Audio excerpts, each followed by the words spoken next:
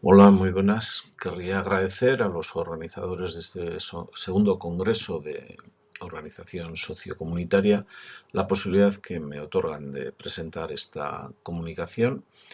que lleva por título El arte de la navegación en la era de los descubrimientos. Bien, obviamente mi intención es hablar de navegación en un periodo muy concreto de la historia. Básicamente hay que entender que cuando se llevan a cabo los grandes descubrimientos, tanto por portugueses como castellanos, en el final del siglo XV, principios del siglo XVI, se da un cambio radical en los modelos de navegación. Se pasa de los modelos de navegación de cabotaje, es decir, de navegación costera, que se realizaban hasta ese momento, a llevar a cabo navegaciones oceánicas, es decir, abandonamos la seguridad de la costa para engolfarnos y perder de vista la costa por largos periodos de tiempo. ¿Significa que antes de la navegación oceánica no se daba navegación de altura? No, efectivamente. Podemos encontrar en la historia de la navegación que los fenicios por el Mediterráneo pues, se trasladaban haciendo esa navegación. Diferencias fundamentales, claro, que no podemos estar hablando del mismo tipo de navegación cuando perdemos la seguridad durante 1, 2, 3 días máximo, que podría resultar esa navegación de altura en el Mediterráneo, a aquel abandono que significa adentrarse en los océanos y perder la costa de vista durante semanas o meses en muchos casos, ¿no? Por lo tanto, estamos hablando de otro tipo de navegación.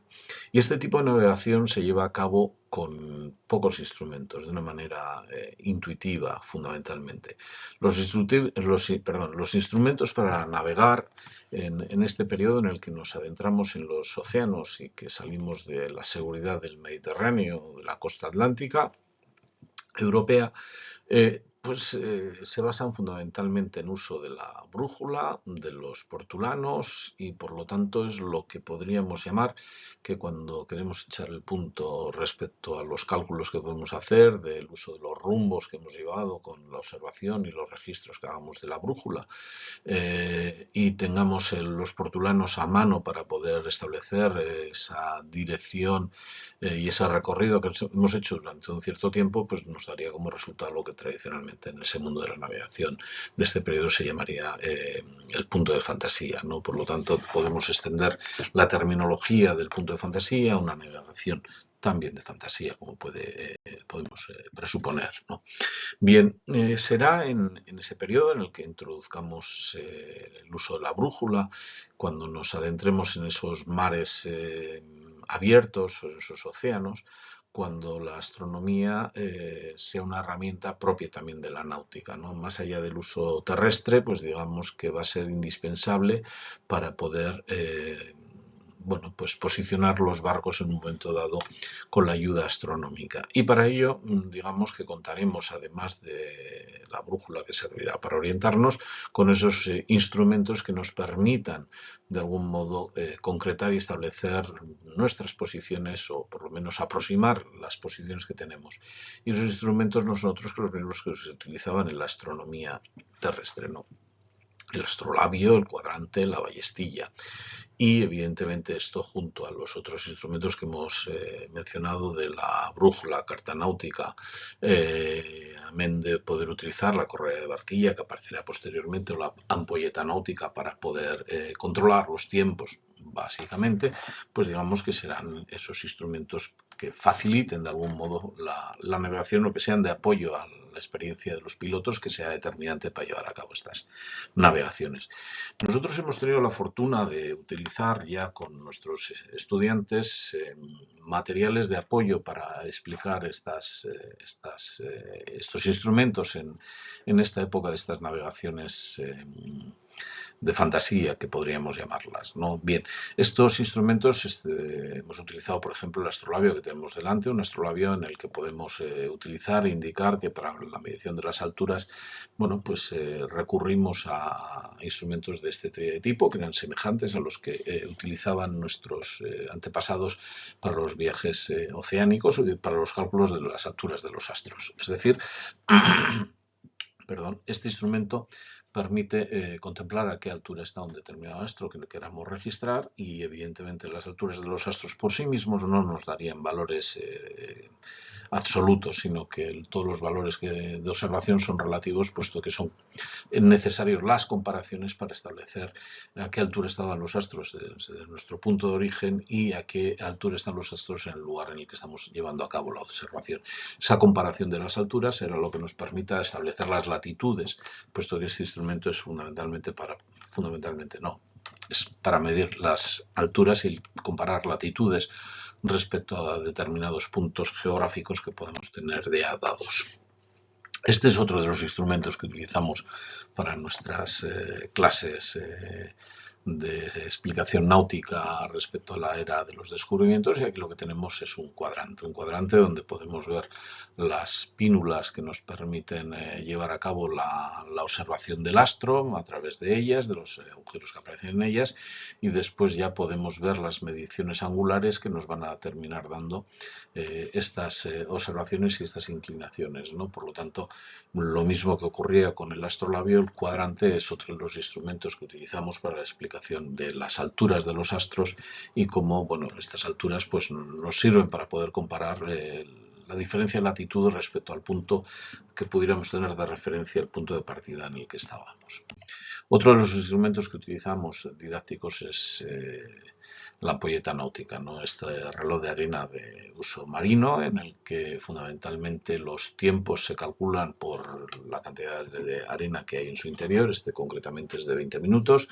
que nos permite llevar a cabo, ¿no? Y se puede experimentar a lo largo de las clases el control del tiempo para ver si somos capaces de mantener la atención sobre las explicaciones que se están dando y a la vez de ser conscientes de que el reloj tiene una finalización y hay que girarlo para seguir midiendo los tiempos y ver la precisión que puede dar respecto a las clases, ¿no? Con lo cual, digamos, es orientativo también de un modo didáctico para contrastar respecto a lo que nuestros marinos podían hacer en un momento dado, ¿no? Y luego el otro gran objetivo es, bien, por un lado tenemos instrumentos que van a servir para orientarnos y entender lo que es la navegación y este arte de la navegación. Y por otro, no podemos olvidar que inmediatamente después de llegar al continente americano, se llevó a cabo la fundación de la Casa de la Contratación, que entre otros muchos objetivos tenía el de controlar las mercancías, las personas, ser el lugar en el que se llevaran a cabo los juicios relativos a aquellas cuestiones que afectaran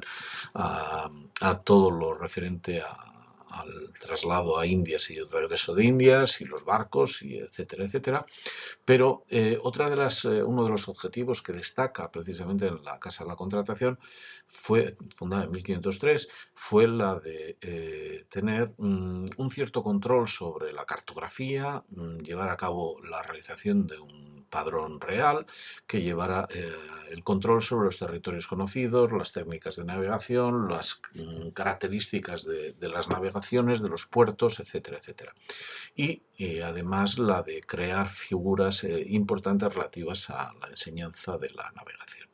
Pero junto a ello hubo una preocupación desde el inicio, y era que además de llevar el control, se llevara a cabo la enseñanza de las artes de la navegación. Y junto a ello pues se promovió y aparecieron los primeros textos de arte de la navegación que tienen como objetivo explicar detalladamente en qué consiste la navegación y cómo se debe proceder en cada momento. Y aquí sí nos vamos a encontrar con algo importante y hay que destacarlo. Hay dos países, dos potencias que van a destacar fundamentalmente en estos momentos. Una es la portuguesa, la otra la castellana, que van a intentar ser potencias mundiales y lo van a ser en estos momentos. De los portugueses tenemos un problema, es que no nos ha llegado, no han llegado los documentación suficiente para poder hacer estudios y análisis sobre las contribuciones que hicieron, y lo único que encontramos son dos textos de época portuguesa que llevan los títulos de las ciudades en las que han sido encontrados. Ahí tenemos el regimiento de Múnich sobre 1509 más o menos, y el regimiento de Évora en 1517 aproximadamente, que serían los textos que los portugueses realizaron para poder enseñar las técnicas de navegación a sus pilotos, ¿no? Que es lo que nos vamos a centrar en ello. En el caso castellano, español, posteriormente, lo que encontramos son unos cuantos textos fundamentales y que son de suma importancia por lo que por la contribución que suponen, ¿no? Tenemos la primera de los textos, es la Suma de Geografía de Martín de Fernández de Enciso, un riojano que aborda la importancia de la geografía, donde establecerá algo básico y que está claro que es fundamental en todos los textos que vamos a mencionar, y es que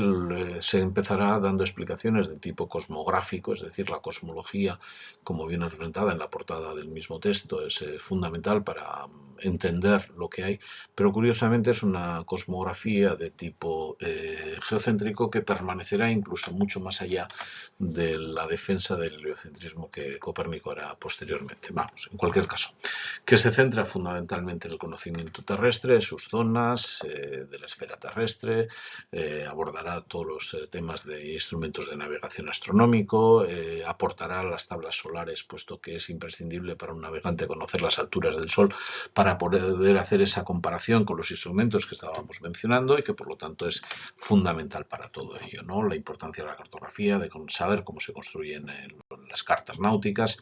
y conocer tanto las tierras recién descubiertas como las culturas y los habitantes que hay en esos momentos, cosa que este texto de Martín de Fernández de Enciso aborda. En el Tratado de la Esfera y el Arte de Marear de Francisco Faleiro nos encontramos algo similar. Este es un navegante que acompañaba a Magallanes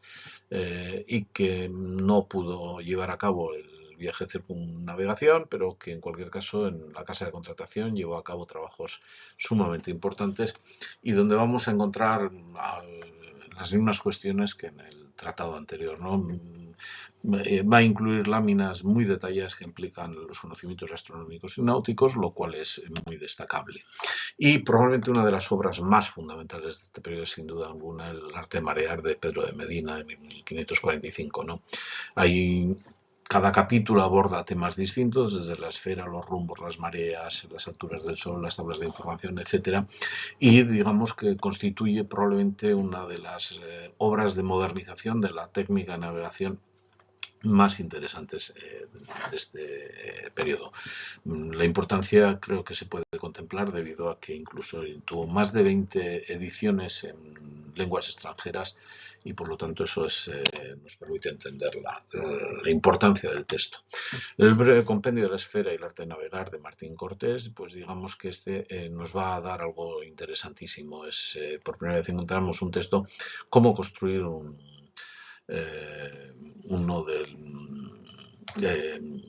astrolabio, lo cual es sumamente interesante. Es el primero que aborda una construcción detallada del astrolabio. Bien, a modo de conclusiones, intentaremos destacar algunas más en el texto escrito, pero el abandono de la navegación de cabotaje y el uso de navegación astronómica va a ser una de las cosas que caracterice la navegación de la era de los descubrimientos y por lo tanto el uso de los instrumentos de la cartografía es un hecho indispensable para poder entender en qué consiste esta navegación y luego cómo esos instrumentos nos van a facilitar los cálculos de posición dentro de